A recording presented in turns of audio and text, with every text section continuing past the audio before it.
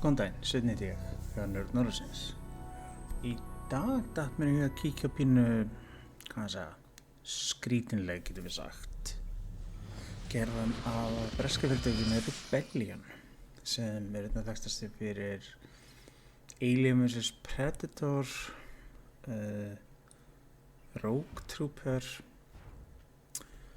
og fleiri leiki. Þetta er sem sagt, og Sniper Elite fyrir ekki, þarna kom. Þetta er sem sagt leikurinn Rogue Warrior, gefinn út af Bethesda af öllum aðalum. Hann kom út fyrir nokkrum síðan og var svona,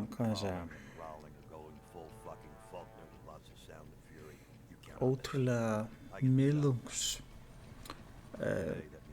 eða svona cover shooter með fyrstu og þriðjupersónu elementum. Og þetta er alveg karakterinn, Dick Marcinko heitir hann, raddaður af Hollywood-leikarunum Mickey Rourke. Og maður fær svona allt dæmið einhvern veginn að bakveginn að leik sé að sjá hvað hann getur blótað mikið á svona litrikasta hátt og leikurinn sé eitthvað super edgy. Hvernig það tekst áttur á móti er verið að segja. En þetta er voða svona klísja getur við sagt. Þessi leikur kom upp út á PC, PlayStation 3 og Xbox 360 í nóvember 2009 og er þetta PC-útgáfan sem ég er að spila. Þetta ára byggt, svona lauslega á,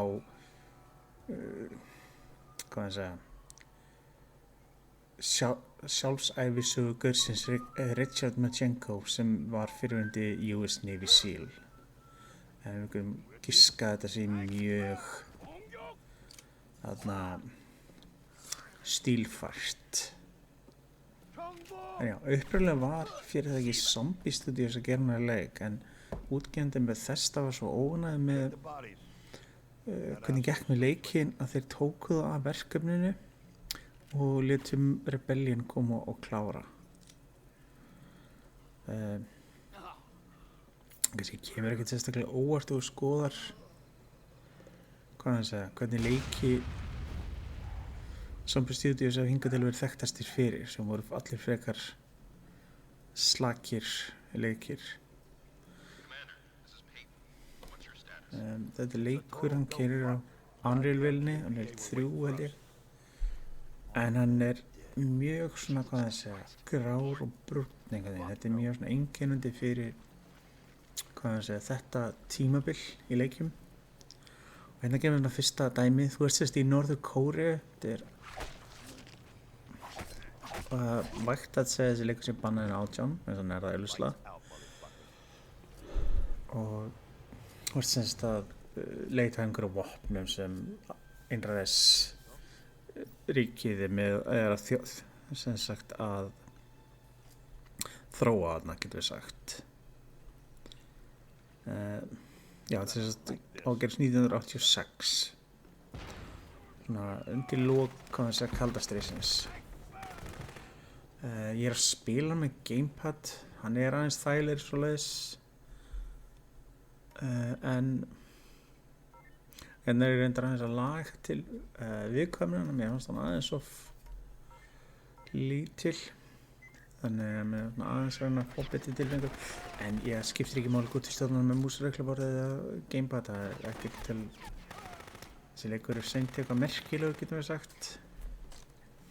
Eina ástæðan mér raunverulega langa skoðan, ég keypti hann, ég reyndi að borga ekki mikið fyrir hann, ég held að það var innan við $30 sem líklegast er svona hámarki sem ég myndi mæla með fyrir en leik. Þetta er einhver hitch sem kom í reyndar, ég veit ekki alveg okkur það var, ég held ekki, það var litið leikurinn versus frekar en talvan þarna. En já, eins og sést þá sást á það, þá var hann nýlendur í Norður Kóreu með liðinu sínu sem argaði að drepast á einhvern litrikan hátt, á einhvern ótrúlega heimskulegan hátt. Þegar norður-kóreska hermaðurinn var bókstaflega með handsprengi í hendinni og þeir voru ekki alveg nógu duglegir að tjekka. Þannig er ég að reyna að finna hvernig ég skipti frá skambissum til að vera silent, en ég held einhvern veginn leikurinn að gera mig til kynna að það sé bara væskilsháttur að vera með eitthvað laumi púkast. Mér er til afsökunar að ég er búinn að spila svolítið mikið Hitman-leikina og ég er aðeins vanur að laumast en eftir smá tíma gafst ég upp og byrjaði bara að skjóta. Ég held að það er ekki text á leiknum þannig að það sést ekki eins mikið orðbragði hjá görnum sem er svona, já, pluss kostar ekki allir.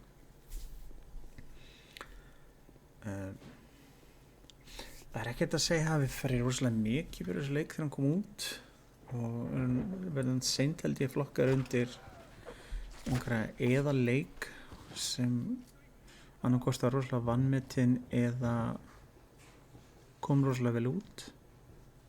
Ég held ég myndi segja hvort það er einhvern veginn. Og ég meina helstu, eins og þessi gagnrýni leiksins voru einmitt léleg stjórnun, ótal villur og glitchar, litlaus og úrelt grafík og óendanlega óþarfi notkun af blótsyrðum bara til þess að vera eitthvað voða cool í staðinn fyrir að þau hafa einhvern tilgang. Ef við skorum Metacriticun leik það er svona pín tákrændum getum við sagt hvernig þessi leikur var. Hann er með rétt 3 í Metacritic einhvern á PC og síðan 2,7 og 2,8 á PlayStation 3 og Xbox. Þannig að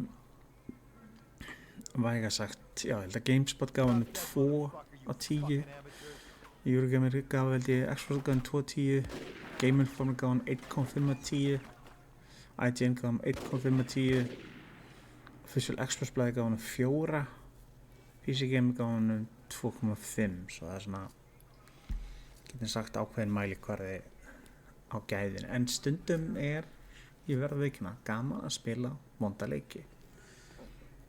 Það er eitthvað við á. Hann er eins og sést hérna með smá cover system. En það virkar rosalega illa og manni finnst þú þarft að íta takkanum inn til að vera í cover og síðan aftur til þess að sleppa og þetta kemur ekkert sérstaklega vel út. Og samrætt sem handsprengjandi, mér fannst ég oft að vera að kasta þeim og það voru ekkert sérstaklega alltaf mjög sérstakt út að horfa á bíómynd eða spila töluleik þegar þú kasta handspringi og síðan einhver gaur sem stendur hliðan og þegar þú springur og síðan eins og ekkert að koma fyrir hann og maður er bara svona þannig að það er alltaf svona pínu en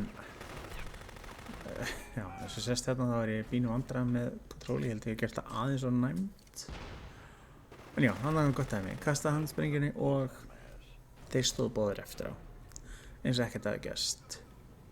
Ég held ég mikið aðeins betra á það. Ég var reyndar að vona að bíllinn myndi springa en ég var ekki alveg svo heppinn. En í staðinn þá held ég áfram.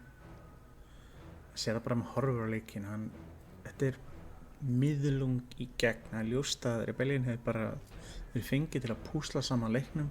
Bara svo þess að þetta gefa hann út og voru bara treysta síðan á orðspor eða stjörnukraft mikið úr til að klára dæmið en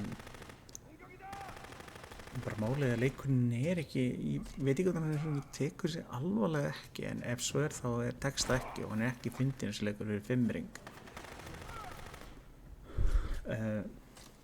ég hef spilað margfalt verri leiki en ég hef ekki spilað margfalt betri leiki. Ég myndi eiginlega seint segja að þetta var eitthvað leikur sem ég myndi mæla með fólk skellti sér á eða vantaði einhvern skemmtilegan skotleik til að spila. En ég er búinn að hafa gaman að svona skiptast á að skoða vonda og góða leiki til skiptis.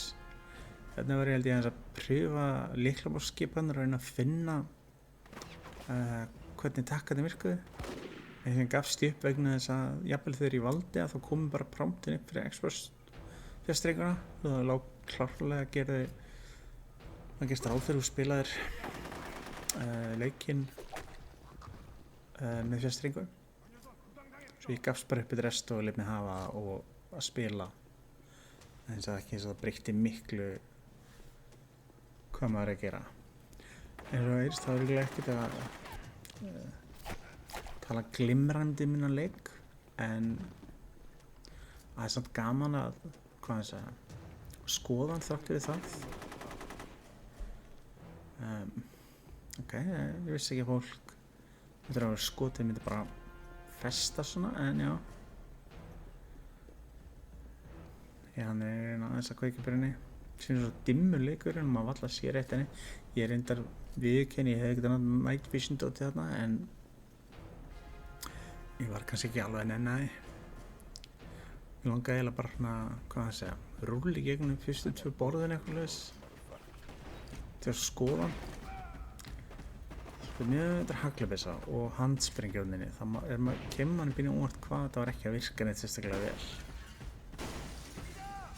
Þessi kraftur á móti, já, var ekki að, það fyrir aftana, var klálega ekki að fungera vel, en þetta er pínu tákgrænt fyrir leikinn og gæðin, getum við sagt. Ég er reyndar að spila hana easy bara svona eins og maður segir til þess að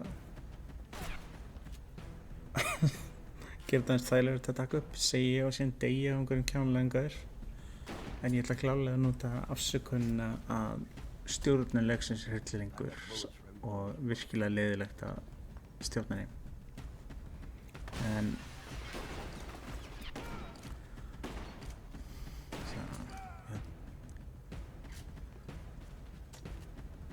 ég held að sé eitthvað 9 borðir í þessu leik, ef maður rétt. Það er ég að skoða gegnum G-myndinu trófíuna.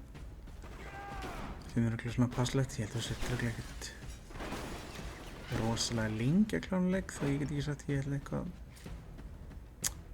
hlaupa til að gera það endilega eftir þetta. Ég held að sé örugglega að finna betri leiki og til þess að eða tímanum við einhvern veginn en þetta. En ég hef þetta undirbúin fyrir þarna að ég dóa, þannig ég viss að myndi opna eða koma ekki inn hurðina.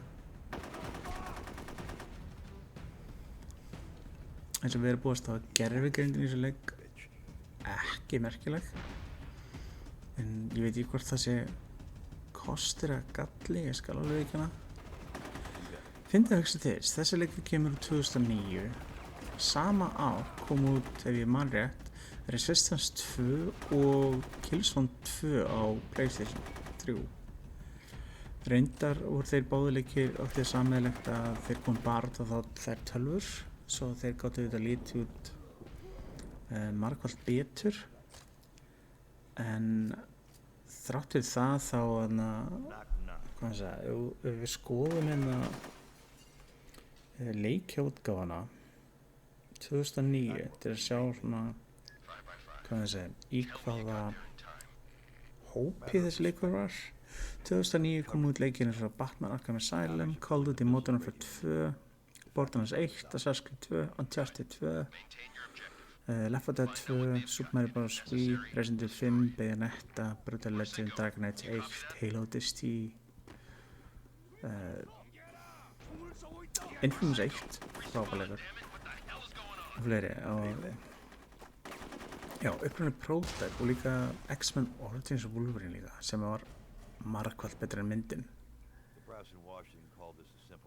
En ég segi, það var ófáið góð leikir. Ég var líka 50 Cent Blood of the Sand. Annar actually skondar leikur og þessi leikurinn er miklu betri en hvað þessi efniviðurinn þar. Þannig að það er gaman að kíkja hengja hana hann. Ég hef enga sérstaklega skoðun á 50 Cent, en leikurinn var skemmtileg. Minnst ég og félagi með við spilum hann í co-op og það var þetta mjög skemmtilegt. En sá leikur má ég það, hann var kjánalegur og tók sig ekki alvarlega, en það virkaði.